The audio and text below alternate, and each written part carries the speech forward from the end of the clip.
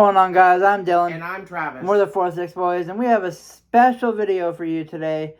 This is a series we're doing right now. We do it midway throughout the year. This is part 1 in our series of worst movies of the year so far, and we hope you enjoy. Travis and I will be listing our top 5 movies, or top 5 worst movies of the year so far. So, Travis, you excited? Yeah, I'm somewhat excited.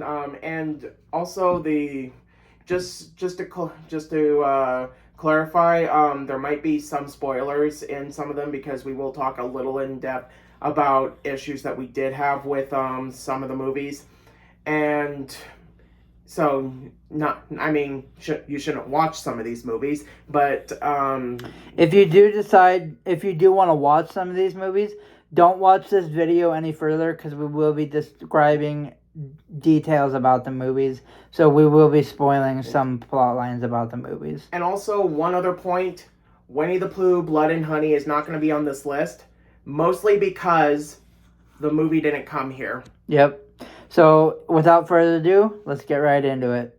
Number 5 is one that Travis and I, by the way, our lists are going to be vaguely similar because we haven't seen quite as many bad movies, I guess. And it's only the first half of the year. And maybe the rest, maybe the second half are going to get some really bad films. But this is our first pick is the same, and it's a franchise that's very near and dear to my heart, but it's been going downhill for a very fast time. Downhill, that's a kind of play on words, but it's Fast X, and I have a lot of problems with this movie in particular. There are some bright sides to this movie. I like Jason Momoa as the villain. If anything, I think he's the only one who I feel is somewhat actually having more life into the role. I think the fact that after the last movie they made sure to really bring out the fact that Brian is still alive in the universe, and to make sure that he's still alive in this movie, and that at the very end of the movie they bring back another person that died in number 6, which, again, spoiler, was Giselle. And that really, really, really pissed me off.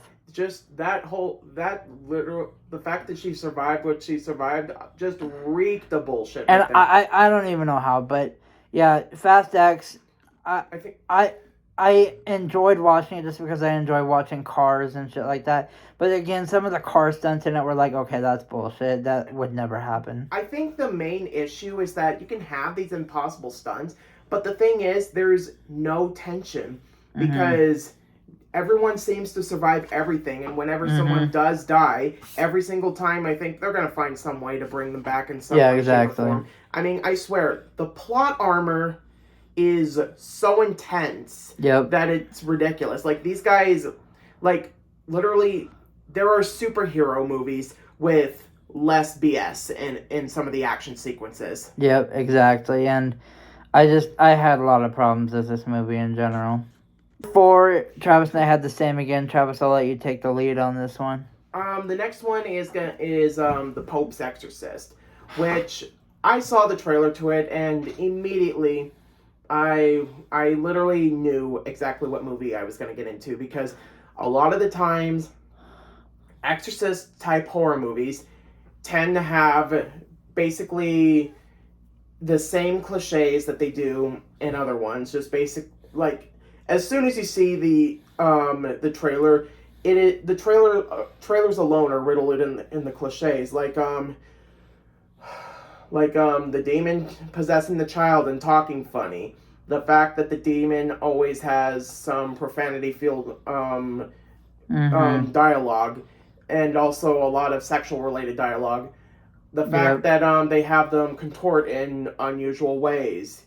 And, of course, you can't have a Exorcist type movie without a burning cross. Yep. It literally this one has the exact same issues as some of them.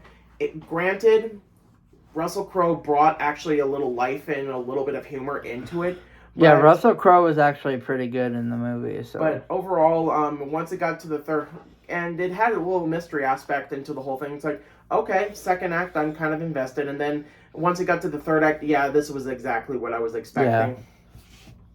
My number 3 is a movie called Beau is Afraid.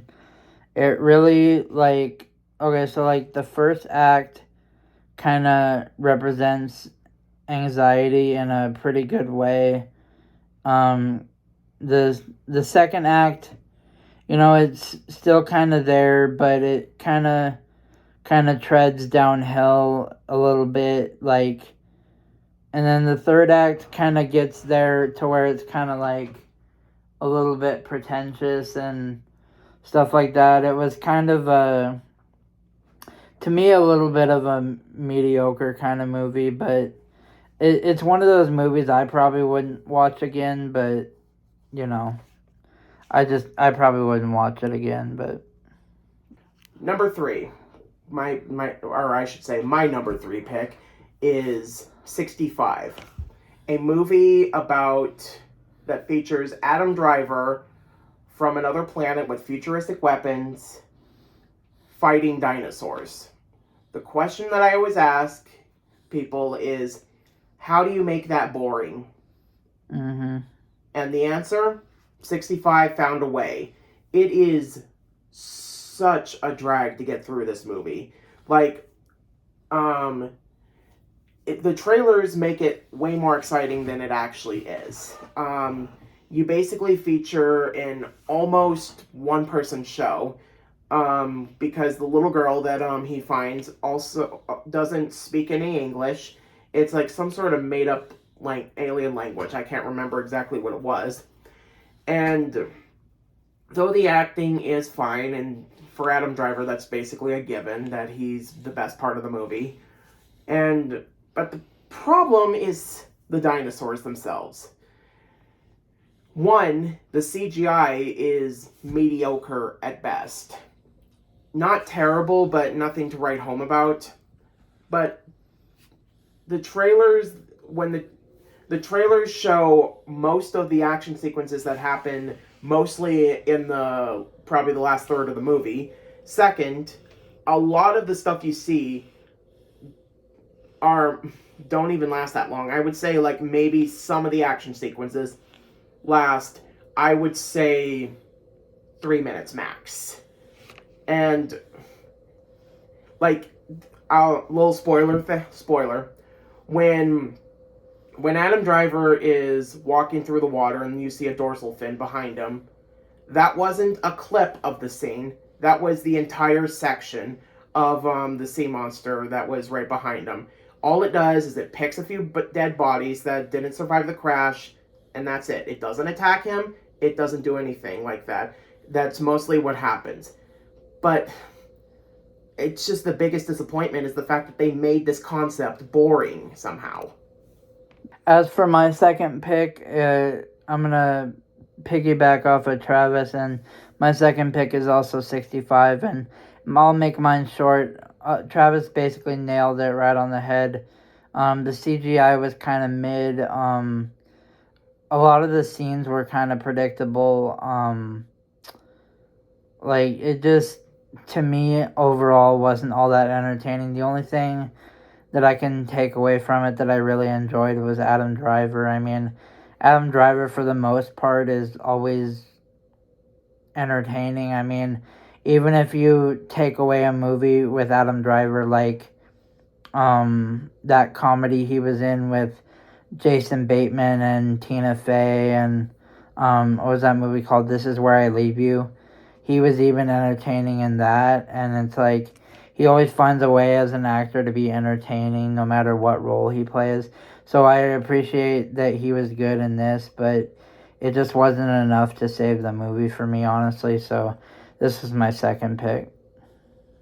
My number two pick is a movie called Love Again. If you have not heard this movie, I would not blame you, because the marketing for that film came about maybe a couple of weeks, at least for my my theater. It came a couple weeks before it, but I looked at that trailer and I felt I knew what I was getting myself into, and I was completely right.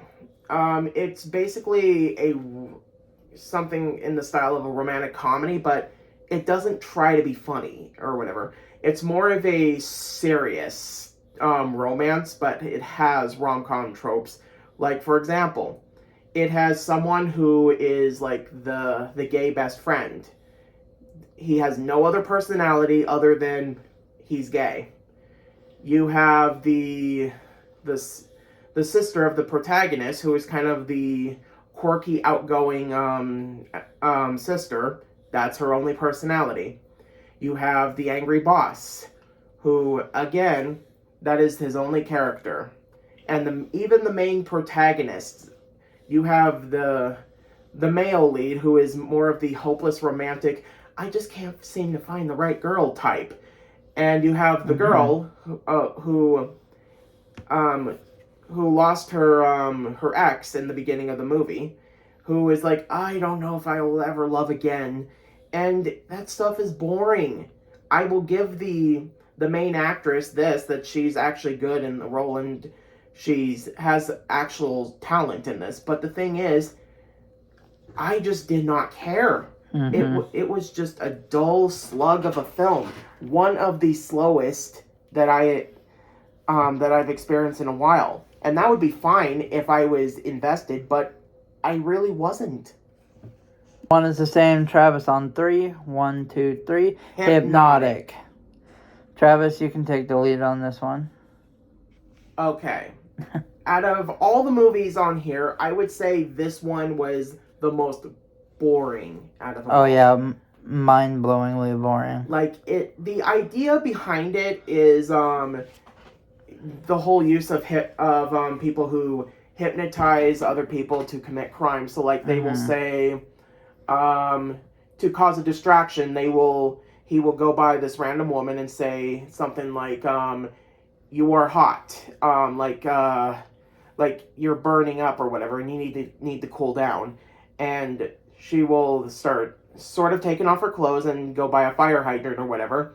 That would distract like some cops that are nearby, so that he can go by and grab the money and run out. He would do something like that. Or he will tell a couple of cops or whatever something around the line of I am actually a security guard as well or whatever, and it is your day off or something like that. Something like that. That sounds like a cool concept. But this is the one movie this year where I feel like nothing happens. It's just people explaining what's going on, and really, that's really it. There were multiple times where I pretty much zoned out a couple times, and I think I might have fell asleep a couple of times, but I honestly don't remember.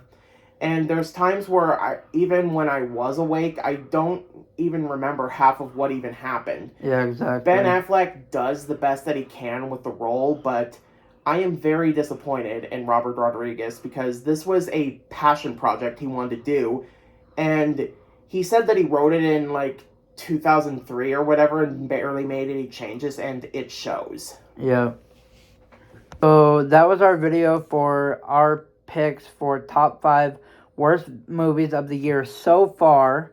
Later on in the year, towards probably, I don't know, December-ish, we'll make our picks for top best and worst movies of the year.